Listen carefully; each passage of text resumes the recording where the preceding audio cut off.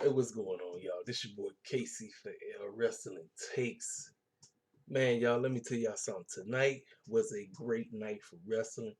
You wait till I get on with my AEW review, but the go home show for NXT War Games wasn't bad. It was pretty good. It was. I'm gonna get ready to go ahead and dissect this.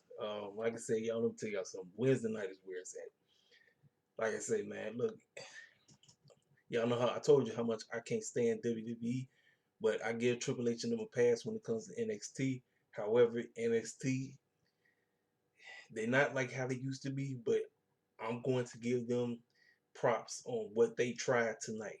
What they tried tonight with this go home show. I like most of what I seen. I talk about what I didn't like, but for the most part, everything was decent. Just getting you ready, getting you anticipating on what's about to pop off because they did go over the match cards on the show. So let's go ahead and dissect it. So they began the show. It was you know what? Let me tell y'all something, man. Now I was never a fan of this guy. Um, I heard some actually. It's not even hearing. It's factual. This guy was a he was a perv. I mean, he came out as being gay or whatever.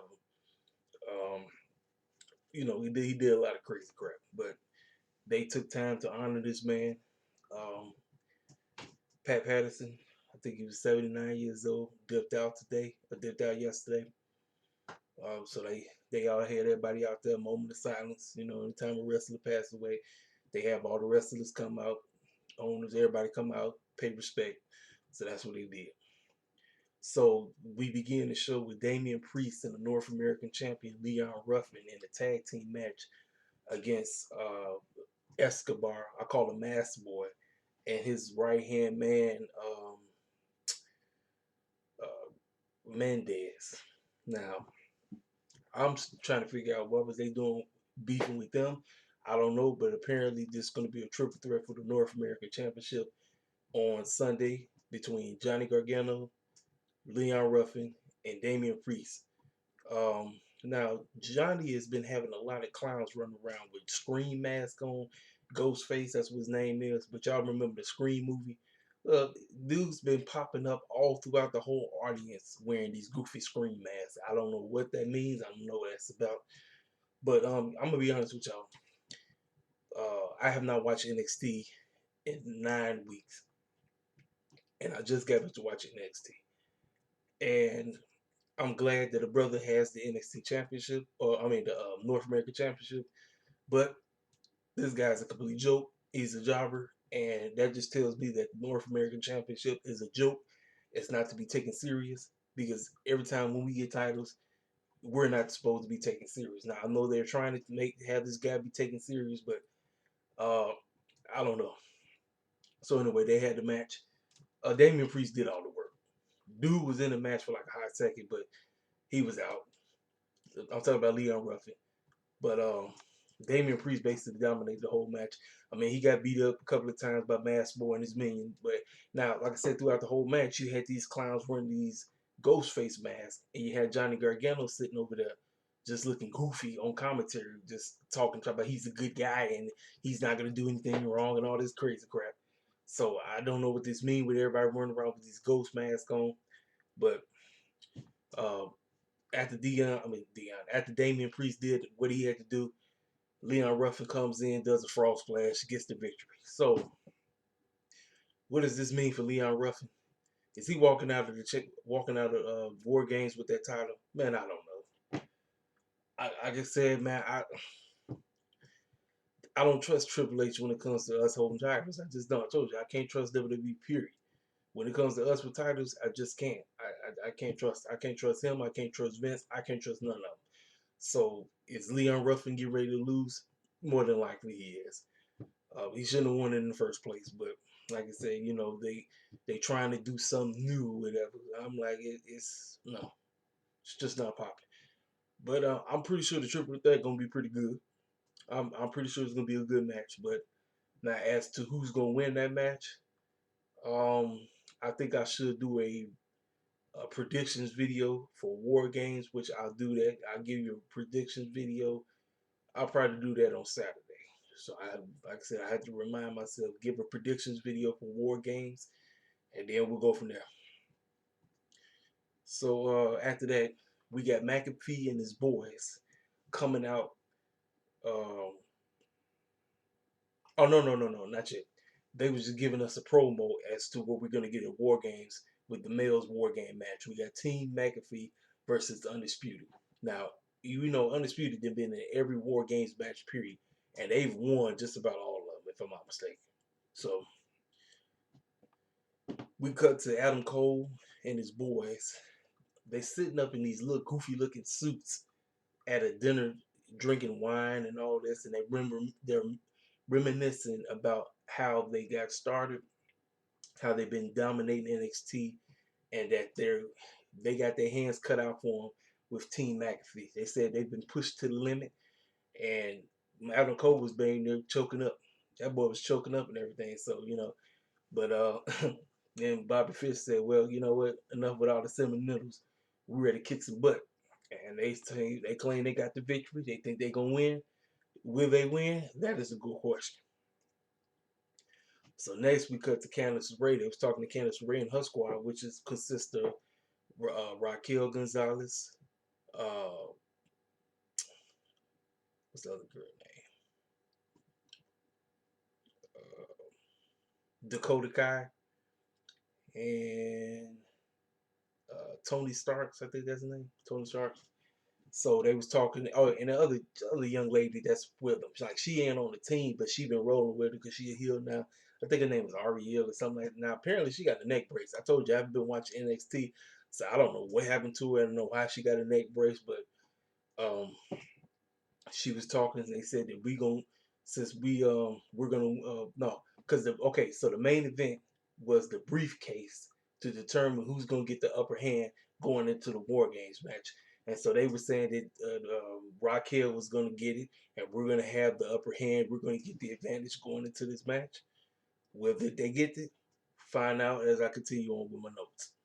Um, we get some clown named Austin Gray going against Cameron Grimes. Now, apparently they had a scrap. Now, Cameron Grimes has been dealing with Dexter Lumis, and apparently at War Games, him and Dexter Lumis are having a scrap match. So he had a scrap match with this August Gray guy, and it pretty much was a wrap. It was over. Like, it really didn't even matter. So who comes out the woodwork? Dexter Lumis comes out the woodwork because he throws him out with the strap. He pops up with the strap, and he tries to beat the brakes off of him. So, um, let me tell y'all something. I can't stand Cameron Grimes' gimmick. I don't like his gimmick at all. Duke can wrestle. And I think Dexter Lumis is pretty good. So their match should be pretty decent. It should be a pretty good match. So moving on. We got Tony Nese going against Jake Atlas. Now Jake Atlas has been on the losing streak. He ain't won a match. And I think this was his first win on the show. He beat Tony Nese. It was a decent match, okay match. Then he cuts a promo, says that it takes 3 steps. He said he took 3 steps back to take 1 step forward so that he can challenge a masked boy for the cruiserweight title. Whenever that time is, don't know, but that's what he said. So now we got Pat McAfee and his crew. They come out there. Now let me tell y'all something, man. Pat McAfee, dude can cut a promo. Like he was talking all kind of crazy stuff. Man, Only Lurkin and Danny Burch was acting a fool the whole promo. They was just clowning. And then you had Pete Dunne just chill, cool as that, just got that mean mug look, ain't saying nothing, just, I'm just here about the business. I'm just here to beat the brakes off folks.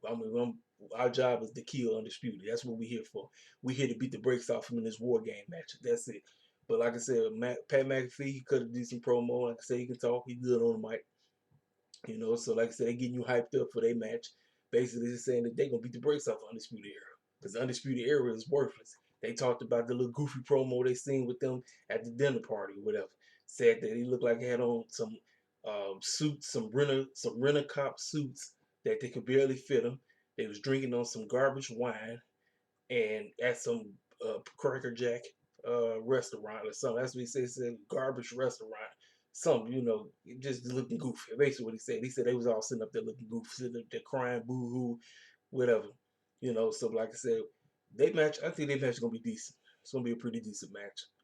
So next we get these London tag team guys. They call themselves Grizzly Young Veterans. Now they were supposed to go against this group called Everrise. Well, Everrise was already standing out there. Then who comes after Woodwork? Imperium. Imperium comes after Woodwork, beats the break off them. They get on the mic and said that they still running the NXT division.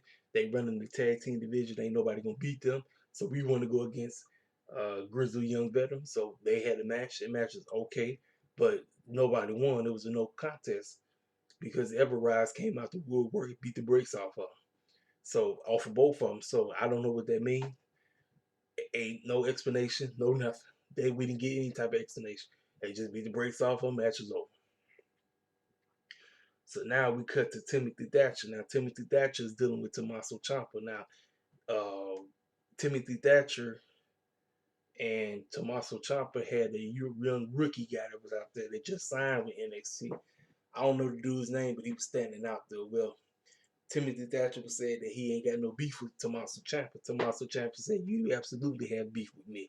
You started with me, and it's gonna end with me, or something like that." Well, he was talking to him. Then the young rookie started beating the brakes off of him. So both the rookie and Timothy Thatcher was beating the brakes off of Tommaso Ciampa. So I think Tommaso Ciampa and Timothy Thatcher are supposed to have a match at WarGames. I guess they are. It's probably gonna be on the pre-show, but we'll see how it is.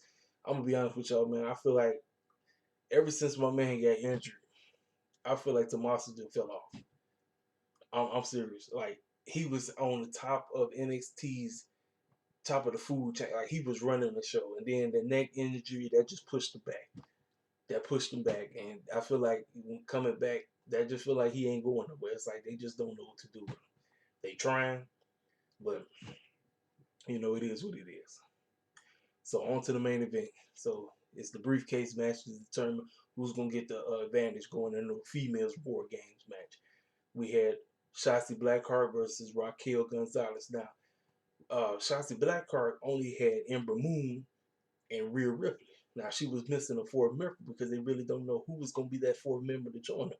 We already got everybody on Team Candice Ray. We already got all them established where all the girls was out there.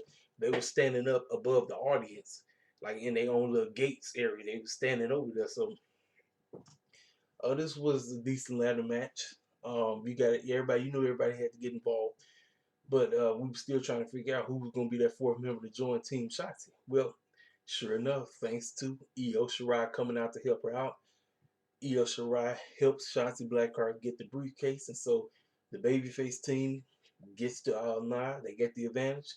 So more than likely, that means that Shotzi and them is coming up short. I could be wrong, but that's what that looked like to me. So overall, it was a decent show, but I'm getting ready to go in because y'all getting ready to get my honest review off of a pay-per-view-esque show known as AEW tonight. Winter is coming was off the chain. This your boy KCVL. Y'all know what to do. If y'all like this show, tell me if you liked it. If you didn't, tell me why you didn't. Holla at me. You know where to find. Follow me on Twitter at Beast of Blessing. I'm KCVL, aka Marcel on Twitter. You know what to do. Holla at me.